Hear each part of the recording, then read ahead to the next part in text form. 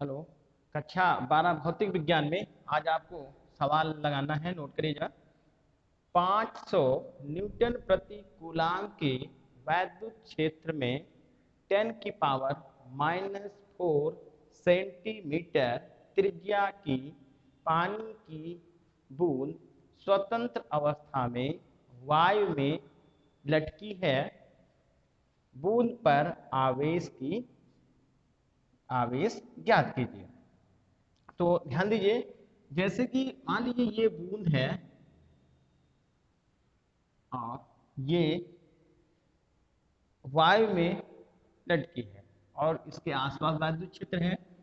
तो ये बैलेंस है या स्वतंत्र अवस्था में लटकी है, इसलिए हम ये कह सकते हैं इसका जो भार है mg नीचे की तरफ लगेगा और उतना ही बल यानी इस पर जो वैद्युत बल लगेगा वो ऊपर की तरफ रहेगा। यदि ये दोनों बल बराबर होंगे तभी ये बूंद वायु में लटकी रहेगी। देखिए, माना कि बूंद पर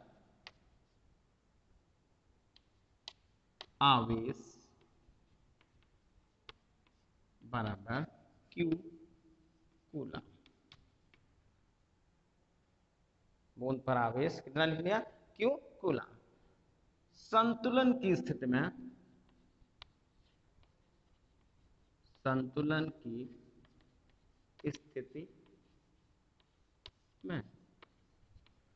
तो संतुलन की स्थिति में जैसे कि ये बता दिया गया कि बूंद का भार जितना mg नीचे की तरफ होगा उतना ही वैद्युत बल कितना लगेगा? ऊपर की तरफ। जाएगा F इक्वल mg। अब ये पहले ही आपको बताया गया कि यदि कोई आवेशित कण वैद्युत क्षेत्र में है तो उस पर बल लगता है F बराबर Q इंटू ई। तो यहां पर F की जगह पर कितना लिख लिया जाए? Q into E equal m g. तो E Q into E equal m g. तो Q बराबर m g upon E.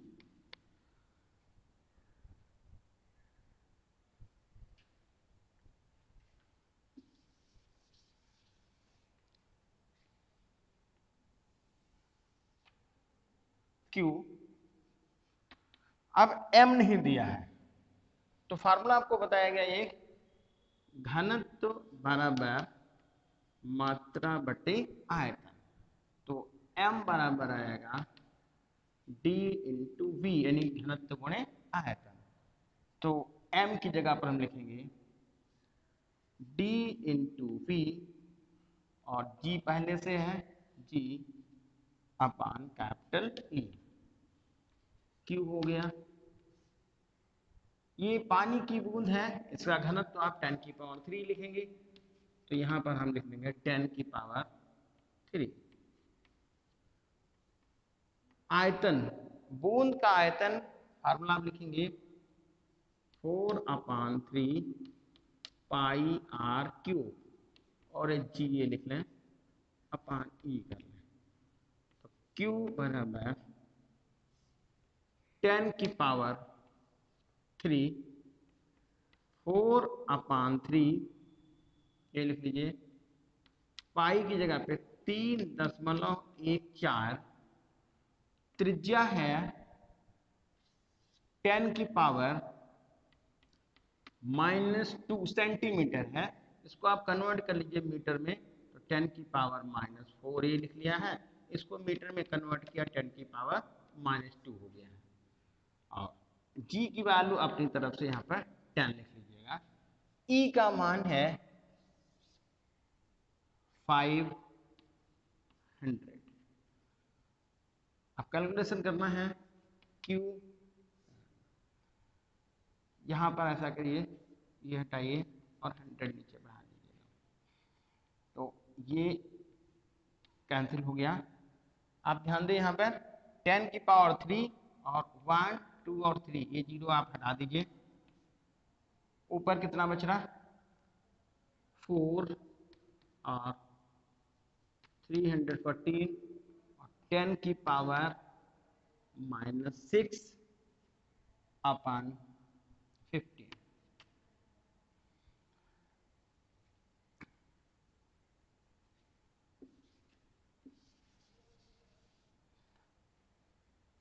Q equal, इसका मल्टीप्लाई करिए 4 से, इसका किया तो ये 16 हो गया, और ये 5 हो गया, और ये 12 हो गया, और अपन 15 10 की पावर -6 भाग कर लीजिए। तो Q इक्वल, यहाँ पर हम ऐसे भाग कर सकते हैं 15 से, 130 आया, 5 हो गया 6,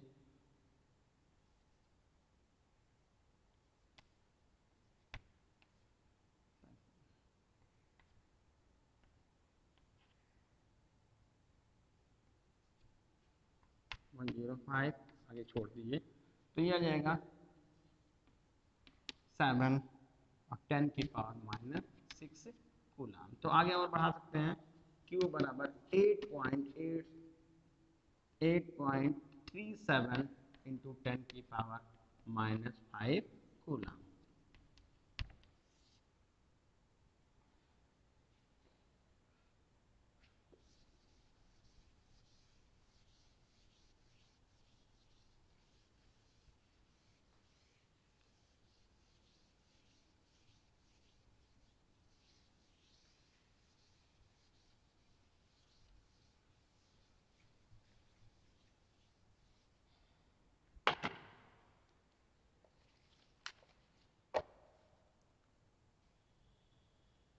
अगला क्वेश्चन नोट करें,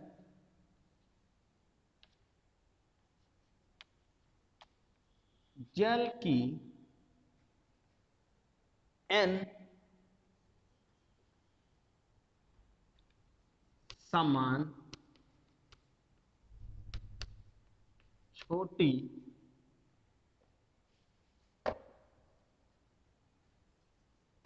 बूंदों को मिलाकर एक बड़ी बूंद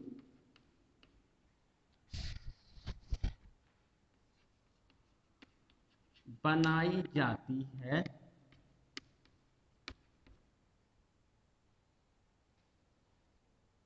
छोटी बूंद की त्रिज्या का अनुपात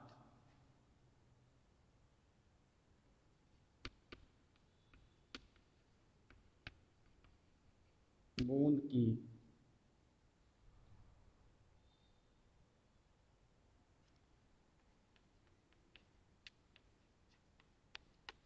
त्रिज्या का अनुपात,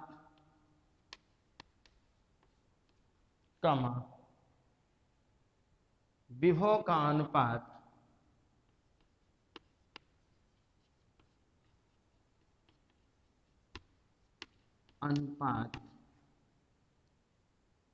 तथा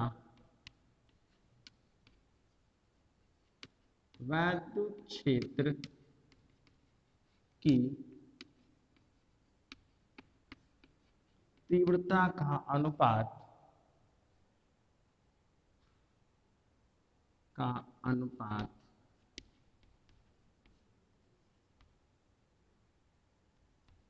ज्ञात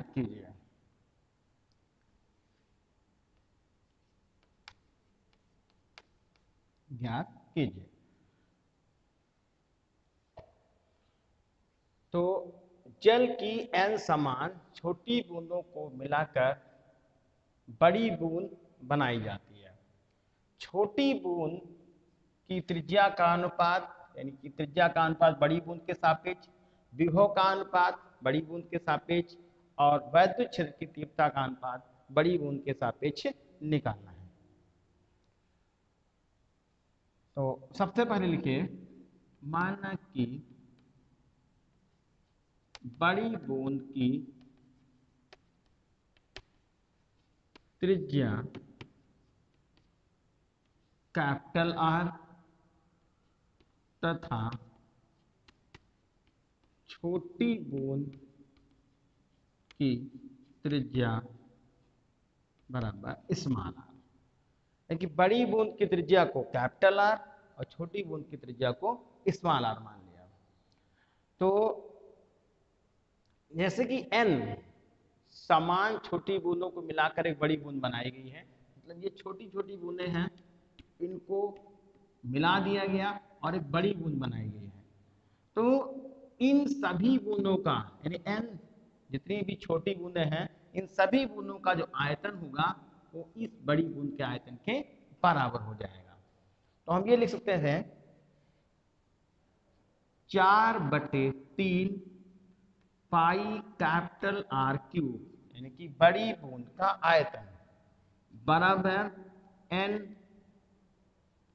छोटी बूंदों के आयतन के। 4/3 पाई आर क्यूब बराबर एन गुणे 4/3 पाई आर क्यूब। 4/3 पाई 4/3 पाई तो कैंसिल हो गया, तो कैपिटल आर क्यूब बराबर एन स्मॉल आर क्यूब। आपको अनुपात निकालना है, तो ये कैपिटल आर क्यूब हो गया, ये स्मॉल आर क्यूब हो गया, इक्वल एन हो गया। अब दोनों तरफ घनमूल ले लीजिए, तो ये r अपान स्मॉल आर और n की होल पावर 1/3, और ये आपका एक आंसर यहीं से निकल गया है। तो फिर से देख लीजिएगा, बड़ी बूंद का आयतन n छोटी बूंदों के आयतन के बराबर है। आयतन का फार्मूला लिख दिया, ये कैंसिल आउट हो गया और ये अनुपात पता कर लिया।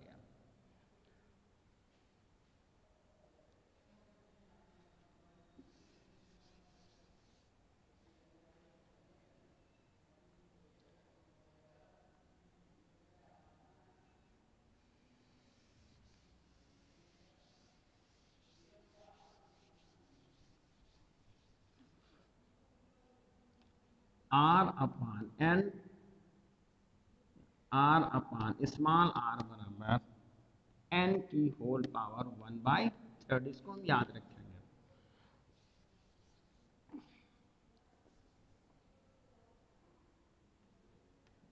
माना कि छोटी बूंद पर आवेश बराबर स्मॉल क्यू तथा बड़ी बूंद पर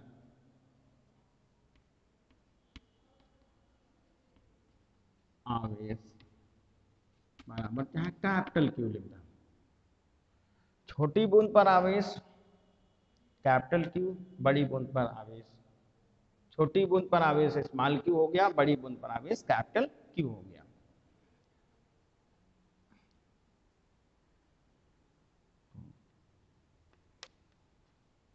छोटी बूंद पर विभव V बराबर, फार्मूला आपको बताया गया पहले से, 1/4 पाई एप्सिलॉन नॉट, और Q अपान छोटी बूंद की त्रिज्या आपने R मानी है, तो यहाँ पर स्मॉल r लिख लीजिए।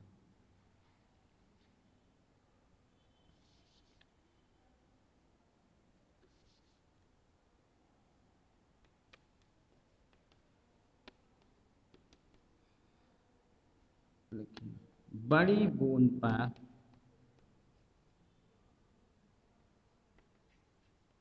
विभव, इसको हम V डैश लिख लें, 1/4 पाई एप्सिलॉन नॉट की और कैपिटल Q बटी कैपिटल R।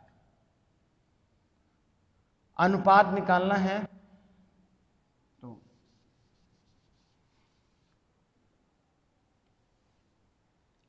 V डैश अपान V बराबर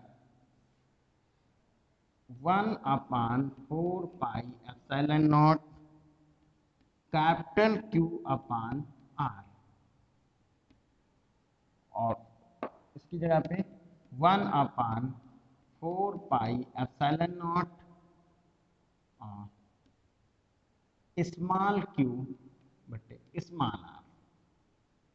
देखिए ध्यान दीजिएगा, ये हमने v डैश अपान v किया है, 4 पाई एप्सिलॉन नॉट, ये तो कैंसिल आउट हो गया, v डैश अपान v इक्वल कैपिटल क्यू। ध्यान दीजिएगा, छोटी बूंद पर आवेश क्यू है, तो छोटी बूंद को मिला के जब बड़ी बूंद बनाई गई है, तो बड़ी बूंद पर आवेश जो होगा वो n गुना इस आवेश के बराबर हो जाएगा। यानी हम इसको लिख सकते थे capital Q equal n q, क्योंकि बड़ी बूंद पर जो आवेश होगा छोटी बूंद के आवेश का n गुना होगा। तो एन क्यू और ये R अपन कैपिटल R और Q हो गया, Q से Q कट गया, V डैश अपान V बराबर N, और यहां पर देखिए R अपान N लिखा है ना, तो R अपान N की जगह R अपान N, तो हम यहां पर ऐसे लिख दें, चाहे एक लाइन बढ़ा लें, R और ये स्मॉल r हो गया है। तो V डैश अपान V इक्वल N तो यहाँ रह गया, और R अपान N को हम लिख सकते हैं N की पावर, ये N की पावर 1/3।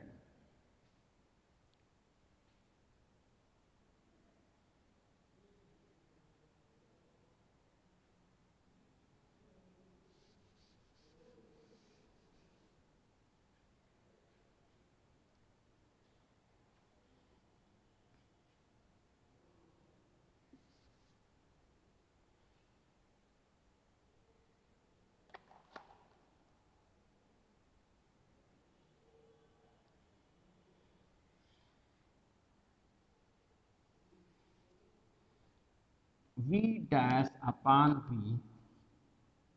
ये N तो ऊपर हुआ, नीचे से ऊपर जाए तो पावर का साइन बदल जाएगा, तो N की पावर -1/3।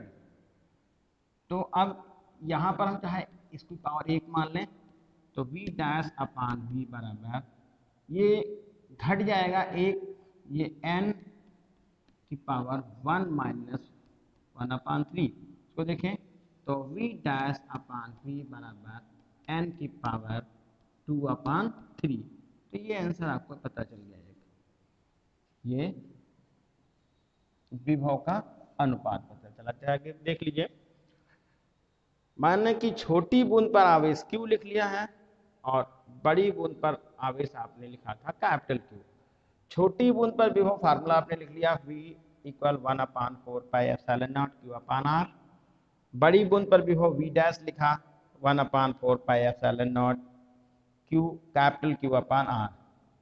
V डैश अपान V किया, V डैश अपान V कर दिया है, फिर इसमें 1/4 pi epsilon not, 4 pi epsilon not तो कैंसिल हो गया है, तो जो बचा V डैश अपान V इक्वल, यहाँ पर Q का जो मान है उसको हम Q को लिखेंगे NQ के बराबर, NQ, तो NQ हो जाएगा इंटू R अपान R इंटू Q, Q और Q कैंसिल हो गया है। फिर V डैश अपान V बराबर NR अपान R, V डैश अपान V, ये R अपान R का मान हम यहाँ से उठा लिए हैं, तो ये हो जाएगा N अपान N डैश N की पावर 1/3।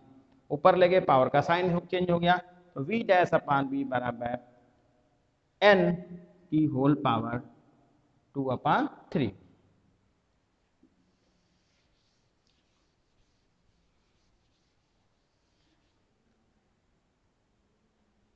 तो ये V डैश अपान V, ये हो गया N की पावर 2/3, ये सेकंड पॉइंट हो गया।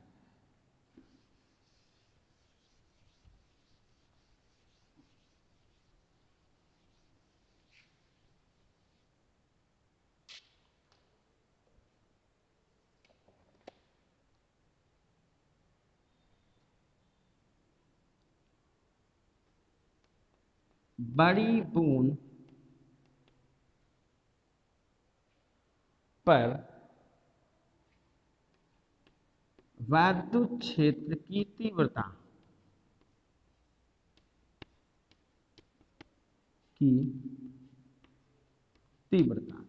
जैसा कि आपको मालूम है वैद्युत क्षेत्र की तीव्रता E बराबर 1/4πε0 Q/r² बनता है। तो यहाँ पर ये लिख लिया E डैश बराबर 1/4πε0 और Q/r²।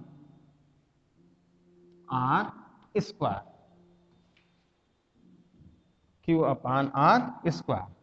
इसको आगे बढ़ाइए। E डैश बराबर 1/4πε0 के, इसको हम NQ लिख दें अपान कैपिटल R²। छोटी बूंद पर वैद्युत क्षेत्र की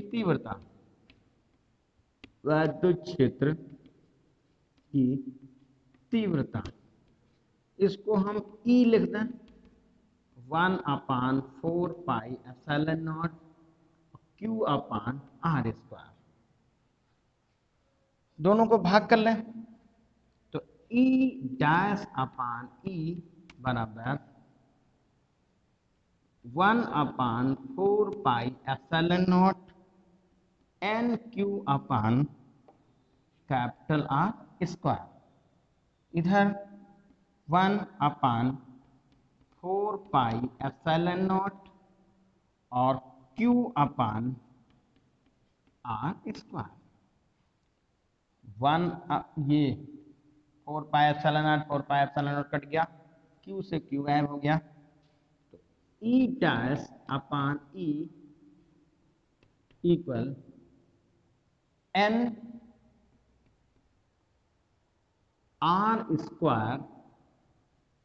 NR² बटे कैपिटल R²।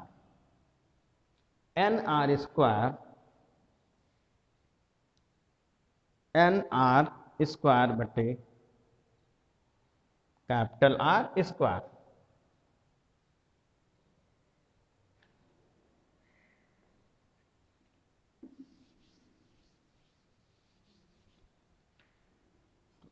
E डैश अपान E बराबर, यहां पर देखिए NR² लिख लिया, और R की जगह पर यदि आप ध्यान दें तो थोड़ा सा हम ये लिख सकते हैं, R की जगह पर ये लिख गया, कैपिटल R की जगह पे R n⁻⁴ का होल स्क्वायर। फिर से ध्यान दीजिएगा, यदि यहाँ पर हम क्रॉस गुणा कर लें तो R इक्वल हो जाएगा स्मॉल r n⁻⁴। तो R n⁻⁴ और ये होल स्क्वायर है तो होल स्क्वायर लगा दिया है। E डैश अपान E बराबर n स्मॉल r², इसको खोलेंगे तो ये भी r² हो गया है, और n⁻²/3। इससे देखिए ये r² तो कट गया है।